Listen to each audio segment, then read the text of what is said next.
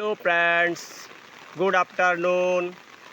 সম্মানিত দর্শক মণ্ডলী, এই মুহূর্তে আমি দাঁড়িয়ে আছি বরুড়া উপজেলার খাটাইয়া গ্রামে।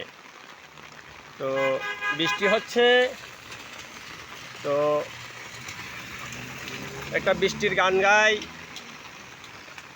এরিয়াটাও সুন্দর, এখান দিয়ে যাচ্ছিলাম, বৃষ্টি হচ্ছে, তো একটা বৃষ্টির গান গাই।